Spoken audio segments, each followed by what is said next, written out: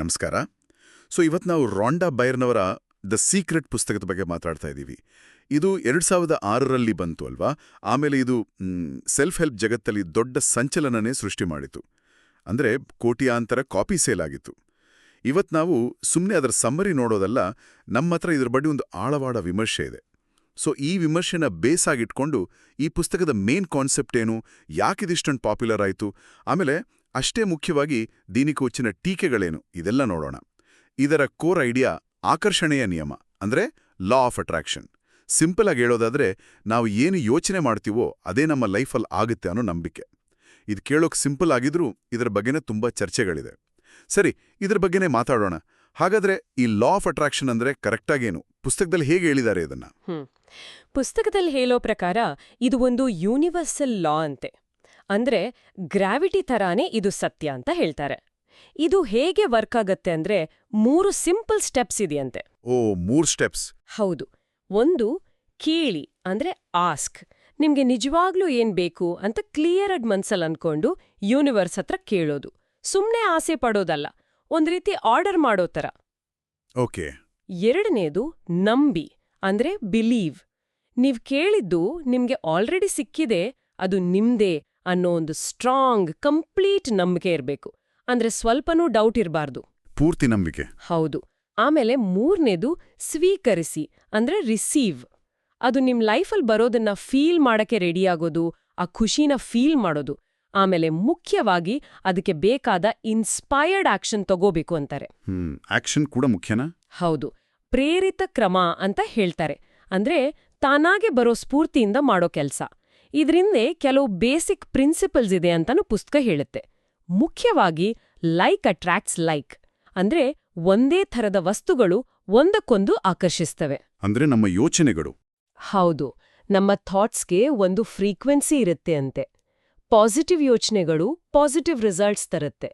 Negative ಯೋಚನೆ ಅಂದ್ರೆ ಭಯ, ಚಿಂತೆ, ಕೋಪ, ಇವೆಲ್ಲ ನೆಗೆಟಿವ್ ರಿಸಲ್ಟ್ಸ್ನೇ ಆಕರ್ಷಿಸುತ್ತೆ.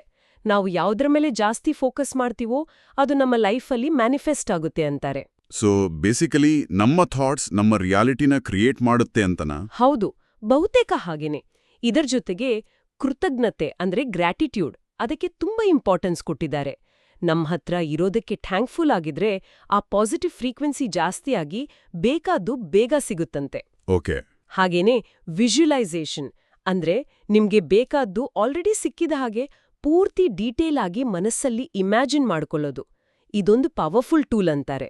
ಫೈನಲಿ, ಯೂನಿವರ್ಸ್ ನಮ್ಮ ಡೀಪ್ ಥಾಟ್ಸ್ ಮತ್ತೆ ಫೀಲಿಂಗ್ಸ್ಗೆ ರೆಸ್ಪಾಂಡ್ ಮಾಡುತ್ತೆ. ನಾವು ಏನ್ ಹೊರಗೆ ಕಳಿಸ್ತೀವೋ ಅದನ್ನೇ ವಾಪಸ್ ಕೊಡುತ್ತೆ ಅನ್ನೋದು ಇದರ ಬೇಸಿಕ್ ನಂಬಿಕೆ. ಇದು ಕೇಳೋಕೆ ನಿಜವಾಗ್ಲೂ ತುಂಬಾ ಅಟ್ರಾಕ್ಟಿವ್ ಆಗಿದೆ. ನಮ್ಮ ಲೈಫ್ ಕಂಟ್ರೋಲ್ ನಮ್ಮ ಕೈಯಲ್ಲಿದೆ, ನಮ್ಮ ಯೋಚನೆಗಳಿಂದಲೇ ಎಲ್ಲ ಪಡಿಬೋದು ಅನ್ನೋ ಐಡಿಯಾ ಯಾರಿಗ್ ತಾನೇ ಇಷ್ಟ ಆಗಲ್ಲ? ಹಾಗಾದ್ರೆ ಈ ಬುಕ್ ವರ್ಲ್ಡ್ ವೈಡ್ ಇಷ್ಟೊಂದು ಸಕ್ಸಸ್ ಆಗೋಕೆ, ಇಷ್ಟೊಂದು ಜನರನ್ನ ಇಂಪ್ರೆಸ್ ಮಾಡೋಕೆ ಕಾರಣ ಏನು? ನಮ್ಮ ವಿಮರ್ಶೆ ಕೂಡ ಕೆಲವು ಪಾಸಿಟಿವ್ ಪಾಯಿಂಟ್ಸ್ ಹೇಳ್ತಿದೆ ಅಲ್ವಾ? ಏನೂ ಇರ್ಬೇಕಲ್ಲ ಇದರಲ್ಲಿ? ಹೌದು, ನಿಜ. ಇದರ ಪಾಪ್ಯುಲಾರಿಟಿಗೆ ತುಂಬಾ ಕಾರಣಗಳಿವೆ ಅಂತ ವಿಮರ್ಶೆ ಹೇಳುತ್ತೆ. ಮೊದಲನೇದು, ನೀವು ಹೇಳಿದ ಹಾಗೆ ಇದು ಕೊಡೋ ಒಂದು ಭರವಸೆ, ಒಂದು ಪವರ್ ಸಿಕ್ಕಿದ ಹಾಗೆ ಫೀಲ್ ಆಗೋದು. ಲೈಫ್ ಅನ್ಸರ್ಟನ್ ಆಗಿದ್ದಾಗ ನಮ್ಗೆ ಕಂಟ್ರೋಲ್ ಇದೆ ಅನ್ನೋ ಫೀಲಿಂಗ್ ಕೊಡುತ್ತೆ. ಎರಡನೇದು, ಇದು ಪಾಸಿಟಿವ್ ಸೈಕಾಲಜಿಯ ಕೆಲವು ಪಾಪ್ಯುಲರ್ ಐಡಿಯಾಸ್ನ ಬಳಸ್ಕೊಳುತ್ತೆ. ಈಗ ಆಪ್ಟಿಮಿಸಮ್ ಮತ್ತೆ ಗ್ರ್ಯಾಟಿಟ್ಯೂಡ್ ಪ್ರಾಕ್ಟಿಸ್, ಇವೆರಡೂ ಮೆಂಟಲ್ ಹೆಲ್ತ್ಗೆ ಒಳ್ಳೇದು ಅಂತ ರಿಸರ್ಚ್ ಹೇಳುತ್ತೆ ಅಲ್ವಾ? ಅದನ್ನ ಇದು ತುಂಬಾ ಎನ್ಕರೇಜ್ ಮಾಡುತ್ತೆ. ಮೂರನೇದು, ಪರ್ಸನಲ್ ರೆಸ್ಪಾನ್ಸಿಬಿಲಿಟಿ ಅಂದ್ರೆ ಲೈಫಲ್ಲಿ ಏನೇ ಆದ್ರೂ ಒಳ್ಳೇದಕ್ಕೆ ಕೆಟ್ಟದಕ್ಕೆ ನಾವೇ ಜವಾಬ್ದಾರರು ಅನ್ನೋ ಮೆಸೇಜ್. ಇದು ಕೆಲವರಿಗೆ ಲೈಫ್ ಚೇಂಜ್ ಮಾಡ್ಕೊಳ್ಳೋಕೆ ಮೋಟಿವೇಶನ್ ಕೊಡಬಹುದು. ನಾಲ್ಕನೇದು, ಗೋಲ್ ಸೆಟ್ಟಿಂಗ್, ವಿಜುವಲೈಸೇಷನ್ ಟೆಕ್ನಿಕ್ಸ್ ಎಲ್ಲ ಹೇಳ್ಕೊಡುತ್ತೆ. ಇದನ್ನ ಬೇರೆ ಫೀಲ್ಡ್ಸ್ನಲ್ಲೂ ಯೂಸ್ ಮಾಡ್ತಾರೆ, ಸ್ಪೋರ್ಟ್ಸ್, ಬಿಸ್ನೆಸ್ ಅಲ್ಲಿ ಎಲ್ಲ. ಕೆಲವರು ಹೇಳೋ ಪ್ರಕಾರ ಇದು ವಿಕ್ಟಿಮ್ ಮೆಂಟಾಲಿಟಿಯಿಂದ ಹೊರಗೆ ಬರೋಕ್ ಹೆಲ್ಪ್ ಮಾಡುತ್ತೆ ಅಂತ. ಇದರ ಪ್ರೆಸೆಂಟೇಷನ್ ಸ್ಟೈಲ್ ಬಗ್ಗೆನೂ ಏನು ಹೇಳಿದ್ರಲ್ಲ ವಿಮರ್ಶೆಯಲ್ಲಿ, ಬಹುಶಃ ಅದೂ ಒಂದು ಕಾರಣ ಇರ್ಬೋದಾ? ಖಂಡಿತವಾಗ್ಲೂ. ಪುಸ್ತಕದ ಭಾಷೆ ನೋಡಿ ತುಂಬಾ simple, straight forward, complex theory ಏನಿಲ್ಲ, ಓದೋಕೆ ಸುಲಭ. ಜೊತೆಗೆ ಇನ್ಸ್ಪೈರಿಂಗ್ ಸ್ಟೋರೀಸ್, ಪರ್ಸನಲ್ ಎಕ್ಸ್ಪೀರಿಯನ್ಸ್ಗಳನ್ನ ಜಾಸ್ತಿ ಬಳಸಿದ್ದಾರೆ. ನೋಡಿ, ಅವರಿಗಾಯ್ತು ಅಂದ್ರೆ ನಿಮ್ಗೂ ಆಗುತ್ತೆ ಅನ್ನೋ ಥರ. ಹೌದು ಹೌದು. ಆಮೇಲೆ ಪುಸ್ತಕದ ಡಿಸೈನ್, ಅದರಲ್ಲಿರೋ ಪಿಕ್ಚರ್ಸ್, ಏನೋ ಒಂದು ಹಳೆ ಸೀಕ್ರೆಟ್ ಸ್ಕ್ರೋಲ್ ತರಹ ಲುಕ್, ಇದೆಲ್ಲ ಸೇರಿ ಒಂದು ಮಿಸ್ಟ್ರಿ, ಒಂದು ಅಟ್ರಾಕ್ಷನ್ ಕ್ರಿಯೇಟ್ ಮಾಡುತ್ತೆ. ಇದೆಲ್ಲ ಜನರನ್ನು ಅವರ ಡ್ರೀಮ್ಸ್ ಫುಲ್ಫಿಲ್ ಮಾಡ್ಕೊಳ್ಳೋಕೆ, ಲೈಫಲ್ಲಿ ದೊಡ್ಡ ಚೇಂಜಸ್ ತರೋಕೆ ಮೋಟಿವೇಟ್ ಮಾಡುತ್ತೆ. ಹೌದು, ಆ ಭರವಸೆ ಅನ್ನೋದು ತುಂಬಾ ಮುಖ್ಯ ಅನ್ಸುತ್ತೆ. ವಿಮರ್ಶೆ ಪ್ರಕಾರ ಇದರಲ್ಲಿ ಕೆಲವು ಪ್ರಾಕ್ಟಿಕಲ್ ಟಿಪ್ಸ್ ಕೂಡ ಇದೆಯಂತೆ. ಉದಾಹರಣೆಗೆ ಗ್ರ್ಯಾಟಿಟ್ಯೂಡ್ ಜರ್ನಲ್ ಬರೆಯೋದು, ವಿಜುವಲೈಸೇಷನ್ ಎಕ್ಸಸೈಸ್ ಮಾಡೋದು, ನಾನು ಸಕ್ಸಸ್ಫುಲ್, ನಾನು ಹೆಲ್ದಿ ಅನ್ನೋ ಥರ ಪಾಸಿಟಿವ್ ಅಫರ್ಮೇಷನ್ಸ್ ಹೇಳ್ಕೊಳ್ಳೋದು, ಆಮೇಲೆ ಮೈಂಡ್ಫುಲ್ನೆಸ್ ಪ್ರಾಕ್ಟೀಸ್ ಮಾಡೋದು. ಇದನ್ನೆಲ್ಲ ಜನರು ಈಸಿಯಾಗಿ ಡೈಲಿ ಲೈಫಲ್ಲಿ ತರ್ಬೋದು ಅಲ್ವಾ? ಖಂಡಿತ. ಈ ಪ್ರಾಕ್ಟಿಕಲ್ ವಿಷಯಗಳೇ ಇದ್ರ ಅಟ್ರಾಕ್ಷನ್ ಜಾಸ್ತಿ ಮಾಡೋದು. ಯಾಕಂದ್ರೆ ಅದು ತಕ್ಷಣ ಏನೋ ಮಾಡ್ತಾ ಇದೀವಿ, ಕಂಟ್ರೋಲ್ ತಗೋತಾ ಇದೀವಿ ಅನ್ನೋ ಫೀಲಿಂಗ್ ಕೊಡುತ್ತೆ. ನಾನು ಸುಮ್ಮನೆ ಕೂತಿಲ್ಲ, ನಾನೇನೋ ಮಾಡ್ತಾ ಇದೀನಿ ಅನ್ನೋ ಸಮಾಧಾನ ಸಿಗತ್ತೆ. ಕಷ್ಟದ ಟೈಮಲ್ಲಿ ಈ ಥರ ಸಿಂಪಲ್ ಪ್ರಾಕ್ಟೀಸಸ್ ಒಂದು ಮೆಂಟಲ್ ಸಪೋರ್ಟ್ ಕೊಡ್ಬೋದು. ನಮ್ಮ ಯೋಚನೆ ಬದಲಾಯಿಸಿ ರಿಯಾಲಿಟಿ ಬದಲಾಯಿಸ್ಬೋದು ಅನ್ನೋ ಐಡಿಯಾನೇ ತುಂಬಾ ಪವರ್ಫುಲ್ ಅಲ್ವಾ? ಆದ್ರೆ ಇಲ್ಲೊಂದು ದೊಡ್ಡ ಆದ್ರೆ ಇದೆ. ಪುಸ್ತಕ ಇಷ್ಟೆಲ್ಲ ಹೇಳಿದ್ರೂ ವಿಮರ್ಶೆ ಇದ್ರ ಬಗ್ಗೆ ತುಂಬಾ ಸೀರಿಯಸ್ ಆದ, ಡೀಪ್ ಆದ ಕ್ರಿಟಿಸಿಸಮ್ ಕೂಡ ಮುಂದಿಡುತ್ತೆ. ಸುಮ್ನೆ ಪಾಸಿಟಿವ್ ಆಗಿ ಯೋಚನೆ ಮಾಡಿ ಅಂದ್ರೆ ಎಲ್ಲ ಪ್ರಾಬ್ಲಮ್ ಸಾಲ್ವ್ ಆಡುತ್ತಾ? ಲೈಫ್ ಅಷ್ಟು ಸಿಂಪಲಾ? ಇದೊಂದು ದೊಡ್ಡ ಪ್ರಶ್ನೆ. ಖಂಡಿತವಾಗ್ಲೂ ಅಲ್ಲ. ವಿಮರ್ಶೆ ಹೇಳೋ ಪ್ರಕಾರ ಇದರ ದೊಡ್ಡ ಮೈನಸ್ ಪಾಯಿಂಟ್ ಅಂದ್ರೆ ಓವರ್ ಸಿಂಪ್ಲಿಫಿಕೇಶನ್.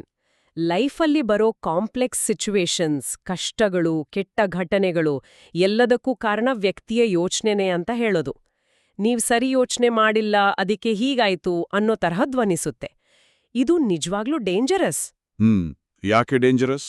ಯಾಕಂದ್ರೆ ಇದು ಬಡತನ, ಸಿಸ್ಟಮಿಕ್ ಡಿಸ್ಕ್ರಿಮಿನೇಷನ್, ಸೋಷಿಯಲ್ ಇನ್ಇಕ್ವಾಲಿಟಿ, ಯುದ್ಧ, ನ್ಯಾಚುರಲ್ ಡಿಸಾಸ್ಟರ್ಸ್ ಈ ತರಹ ದೊಡ್ಡ, ವ್ಯಕ್ತಿ ಕಂಟ್ರೋಲ್ ಮಾಡ್ಲಾಗದ ಸ್ಟ್ರಕ್ಚರಲ್ ಪ್ರಾಬ್ಲಮ್ಸ್ನ ಪೂರ್ತಿಯಾಗಿ ಇಗ್ನೋರ್ ಮಾಡುತ್ತೆ.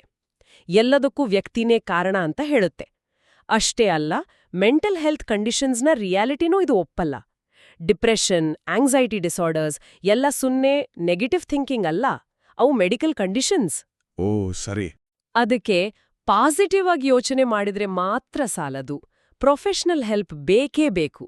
ಸಕ್ಸಸ್ಗೆ ಬೇಕಾದ ಬೇರೆ ಫ್ಯಾಕ್ಟರ್ಸ್ ಬಗ್ಗೆ ಏನು ಹೇಳುತ್ತೆ ವಿಮರ್ಶೆ?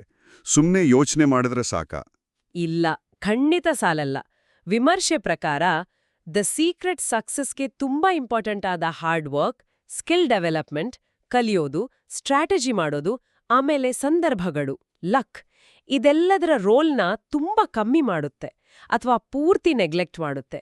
ಎಲ್ಲ ಬರೀ ಮೈಂಡ್ ಗೇಮ್ ಅನ್ನೋ ತರ ತೋರ್ಸುತ್ತೆ. ಹಾಗಾದ್ರೆ ಇದರ ಲಾ ಆಫ್ ಅಟ್ರಾಕ್ಷನ್ಗೆ ಸೈಂಟಿಫಿಕ್ ಬೇಸಿಸ್ ಇದೆಯಾ? ಪುಸ್ತಕ ಇದನ್ನ ಒಂದು ಯೂನಿವರ್ಸಲ್ ಲಾ ಅಂತ ಹೇಳುತ್ತೆ. ಸೊ ಸೈನ್ಸ್ ಏನ್ ಹೇಳುತ್ತೆ?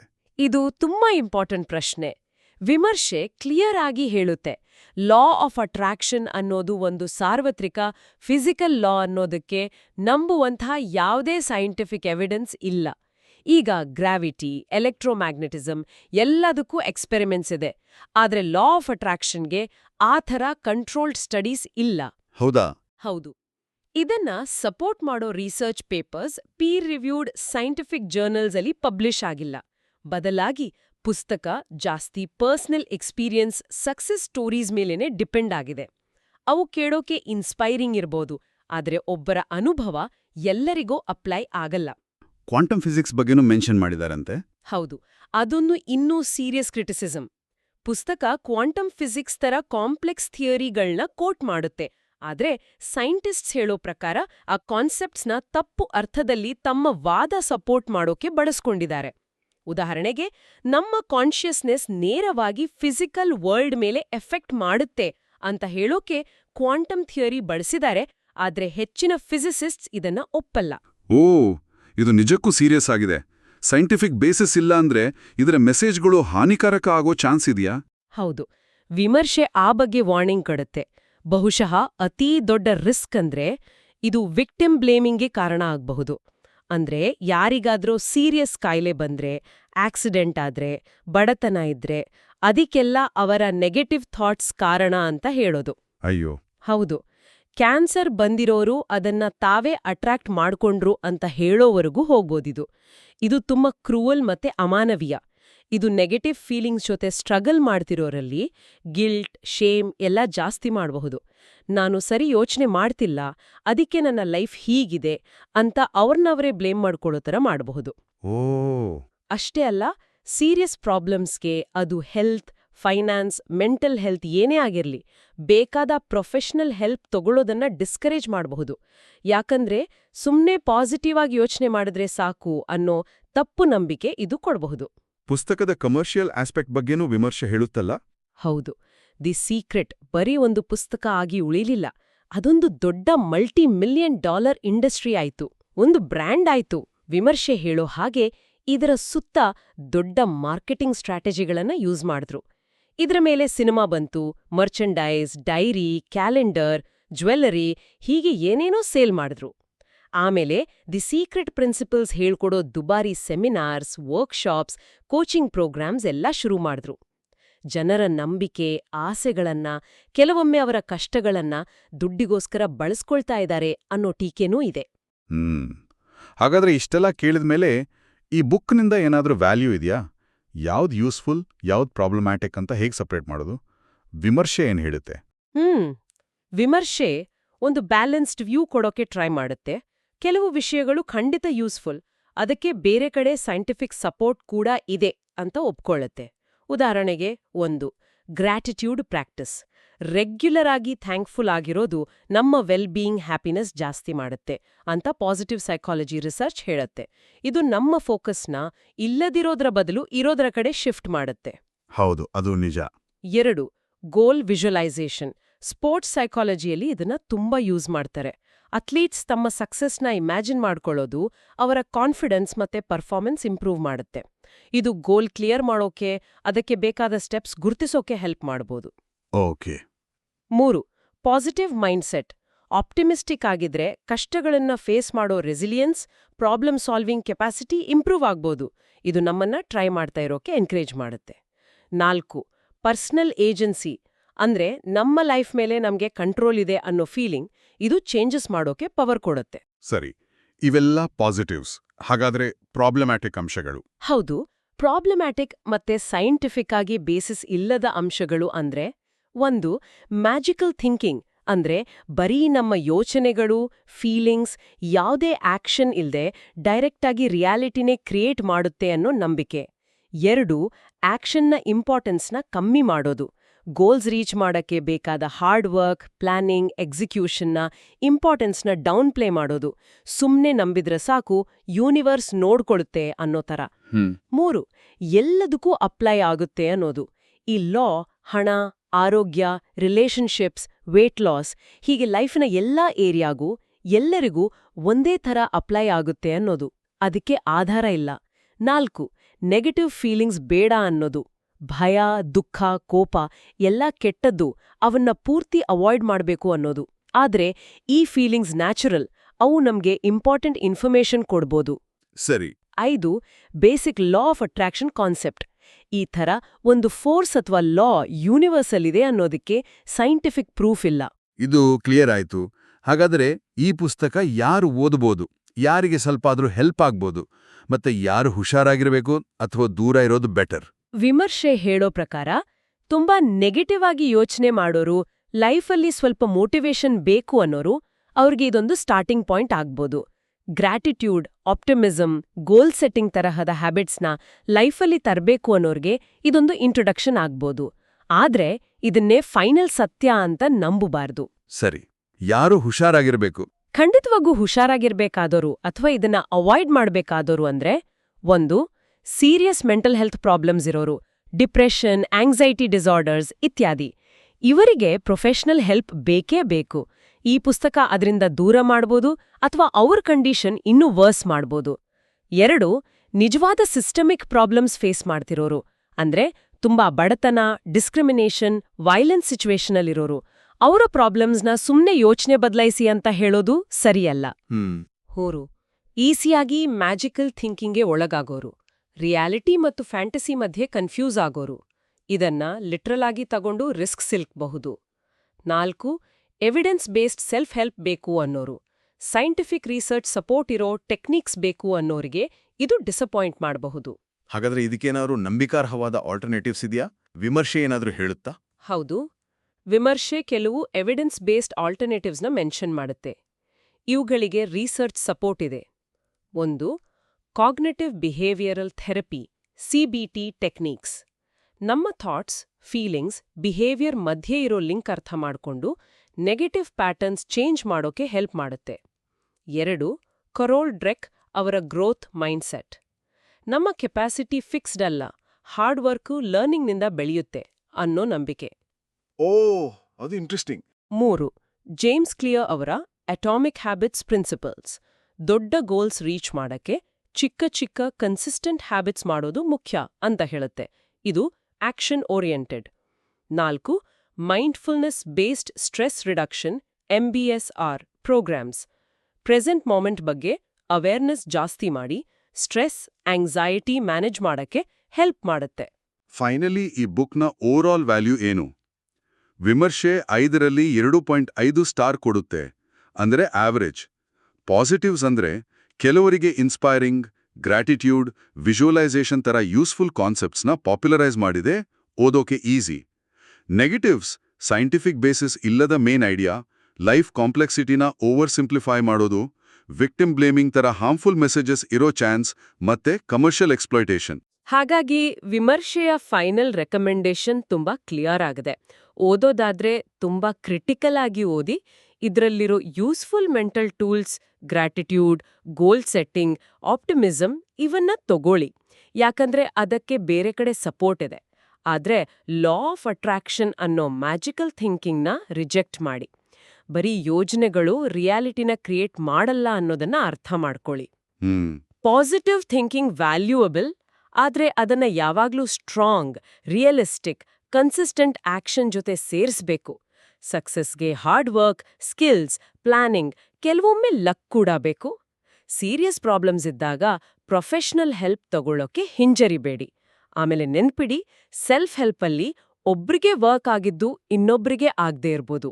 ಹಾಗಾದ್ರೆ ಇವತ್ತಿನ ಈ ಚರ್ಚೆಯಿಂದ ನಮಗೆ ಸಿಗೋ ಮೇನ್ ಟೇಕವೇ ಏನೋ? ದಿ ಸೀಕ್ರೆಟ್ ಕೆಲವು ಯೂಸ್ಫುಲ್ ಸೈಕಲಾಜಿಕಲ್ ಟೆಕ್ನಿಕ್ಸ್ನ, ಮುಖ್ಯವಾಗಿ ಗ್ರಾಟಿಟ್ಯೂಡ್, ವಿಜುವಲೈಸೇಷನ್ನ ಜನರಿಗೆ ತಲುಪಿಸೋದ್ರಲ್ಲೇ ಸಕ್ಸಸ್ ಆಗಿದೆ ನಿಜ. ಆದರೆ ಅದರ core principle, law of attraction, scientific ಆಗಿ ಪ್ರೂವ್ ಆಗಿಲ್ಲ.